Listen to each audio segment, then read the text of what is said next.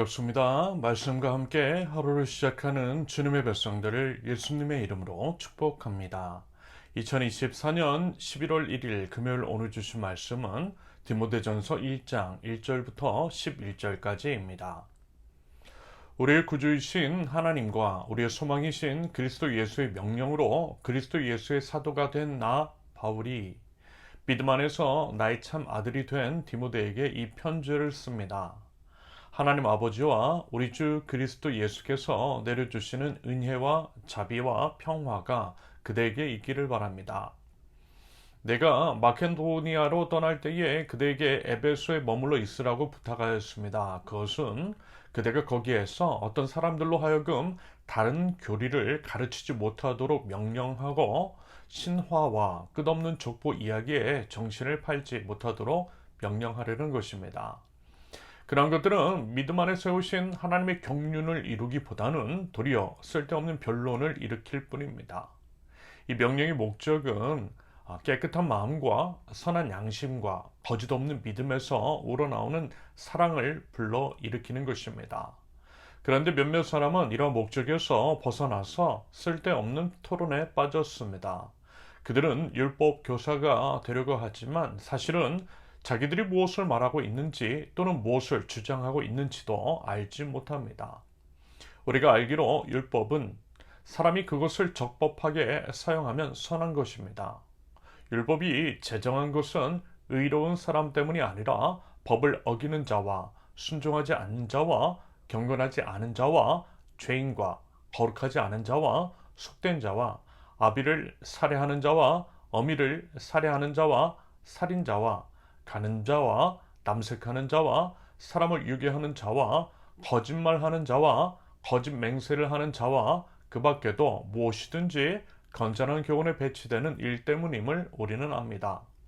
건전한 교훈은 복되신 하나님의 영광스러운 복음에 맞는 것이어야만 합니다. 나는 이 복음을 선포할 임무를 맡았습니다. 아멘. 먼저 11월의 첫날입니다. 11월의 첫날을 하나님의 말씀과 함께 시작하는 하나님 나라 백성들을 우리 하나님께서 기억하시고요. 기뻐하시고요. 하나님의 은혜와 복으로 가득 채워 주실 줄로 믿습니다. 오늘부터는 사도 바울이 믿음의 아들인 디모데에게 쓴 편지인 디모데전서와 디모데후서를 디도서와 함께 목회서신으로 분류가 되는 이 책들을 차례대로 나눌 것입니다. 디모데전서와 후서는요, 보통 분류를 할 때 목회서신으로 분류가 되어 목회적인 지침, 목회적인 조언 같은 것들이 수록되어 있기 때문입니다. 아울러 그 편지를 이제 보통 감옥에서 썼기 때문에 옥중서신이라고도 그렇게 이제 부르는 사람도 있습니다. 먼저 이제 편지의 형식답게 발신자는 사도 바울이고 수신자는 디모데라고 하는 것을 1절과 2절에서 밝히고 있습니다. 그러면서 이 표현 안에서 주목해야 할 것은 사도 바울이 스스로를 이렇게 표현하더라는 거죠. 본인이 사도가 된 것을 어떻게 해요? 예수님의 명령 때문이라고 말입니다. 다시 말해서 예수님의 명령 때문에 사도가 된 것이지 자기가 임으로 한 것은 아니라는 거죠. 그것은 결국 사도의 권위가 예수님으로부터 비롯된 것이라는 의미일 것이고요. 사도의 임무와 그 책임 또한 막중하다라고 하는 스스로의 인식에서 비롯된 것이라는 의미일 것 같습니다. 여러분 그 인식이 필요한 것 같아요. 우리는 각자의 삶에 있어서 다시 말해 이제 교회에서든 가정에서든 직장이나 학교에서든 각자에게 부여된 역할 같은 것들에 대해서 하나님께서 명령하신 것이라는 책임감과 소명 의식을 갖는 것이 중요해요. 제가 이제 늘 가슴에 품고 있었고요.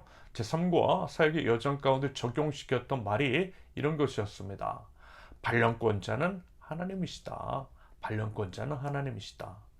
이것은요, 하나님의 주권을, 하나님의 주인 되심을 인정하는 것이었고요. 저희 신앙 고백이었습니다.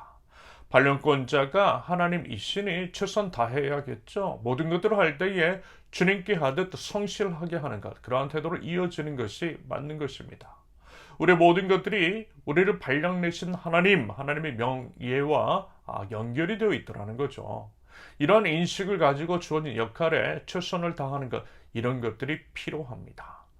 말하자면요, 사도 바울은 그 인식이 있었던 것으로 여겨져요. 그래서 그 엄중한 책임감을 가지고 믿음으로 낳은 아들 디모데에게 목회적인 지침과 조언을 하고자 이 편지를 쓰는 것이라고 밝히고 있는 것입니다. 여러분 어떻습니까? 우리의 인식, 주어진 역할 등에 관해서 우리가 가지고 있는 태도. 여러분 지금 그 자리에 우리 서 있는 그 자리에요. 하나님께서 보내신 거예요. 그 인식과 하나님의 주권에 대한 순종 그리고 믿음으로 맡은 바 소위 물려 부디 다 할 줄 아는 저와 여러분들이 있을 수 있기를 바랍니다. 사도 바울은 디모데에게 당부합니다. 에베소 교회에 들어온 다른 교리나 신화와 끝없는 족보 이야기에 정신을 팔지 못하도록 사람들에게 명령하라는 것이었어요. 쉽게 얘기해서 교회 안에서 딴 얘기 하지 못하도록 하라는 것입니다. 오직 하나님의 복음, 진짜 복음만이, 순결한 복음만이 그렇게 이제 선포되도록 하라는 것이겠죠.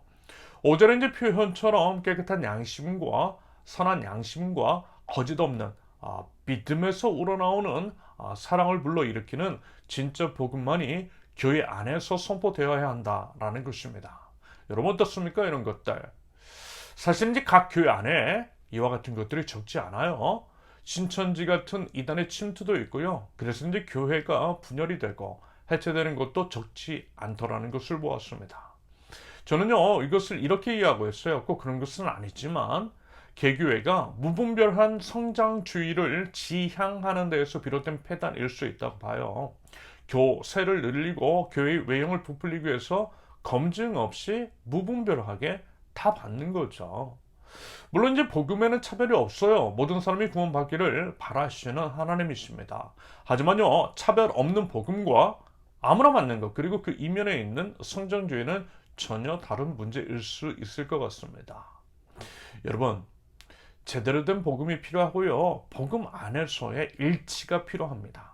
그렇게 하기 위해서는 교회인지 목회자 및 성도들이 먼저 복음이 무엇인지를 제대로 알아야 할 것이고요. 그것을 통한 분별이 있어야만 할 것입니다. 아울러서 멤버십으로 받아들이는 문제에 있어서도요. 충분히 신중해야만 할 것입니다. 초대교회에서도 그렇고요. 신앙의 순수성을 지킨 신앙의 선배들은 늘 그랬어요. 신중했습니다. 차별을 두지 않았지만 그렇다고 해서 아무나 받아들이지 않았더라는 것. 바른 복음의 진리 위에 예수 그리스도를 구주로 고백한 사람만이 멤버십으로 같은 몸으로 받아들여졌습니다. 바꿔 말하면 잠깐의 교회들이 교회답지 않은 것은 이와 같은 과정이 생략되었기 때문에 그리고 이제 그 이면에는 무분별한 성장 지향주의가 있기 때문이라고 진단합니다. 여러분 우리 부디어 이 부분을 기억하면 좋겠고요. 우리 이제 신앙의 순수성을 지키기 위한 노력이 우리 공동체 안에 있을 수 있기를 기대합니다. 이어서 8절에서 11절까지를 보면 사도 바울은 율법의 선 기능에 대해서 이야기하고 있어요. 보통 이제 교회 안에서 율법주의라고 하는 그런 표현도 있듯이 율법에 대해서 그냥 무조건 부정적인 인식이 있는 것들이 사실입니다. 은혜와 무작정 반대되는 개념으로 인식되는 게 있더라는 거예요. 하지만 그것은요, 상당한 오해이자 율법이 무엇인지를 몰라서 하는 이야기입니다. 오히려 율법을 제대로 알면 그렇게 말할 수 없어요. 어쩌면 교회와 성도들이 좀 더 바른 길로 갈 수 있는데 율법이 도움이 충분히 될 수 있다고 봅니다. 반대로 이제 너무 은혜하면서 율법을 무시하고 그들이 행하지 않으니 그것이 이제 자신과 교회를 그리고 이제 세상을 일그러뜨린 게 분명히 있다라고 봐요. 그건 야고보서에서도 분명하게 언급하고 있듯이 죽은 믿음입니다. 아무튼 율법은 8절의 이제 표현처럼 그것을 적법하게 사용하면 선한 것입니다. 그것을 통해 우리의 죄가 무엇인지 우리의 삶을 판단함으로써 우리를 바른 길로 인도하는 면이 있더라는 거죠. 예를 들어 10절의 한 예로 나와 있는 것처럼 거짓말하는 것을 죄라고 이제 규정해 놓았으니 그것을 죄로 여기고 거짓말하지 않게 하는 게 있더라는 것입니다. 이와 같은 식으로 율법을 선용하면 되는 것이지 무조건 그것을 무시하거나 또 반대로 그것에 얽매이고 율법만 지키면 구원을 받는다라고 하는 식으로 오용해서도 안 될 것입니다.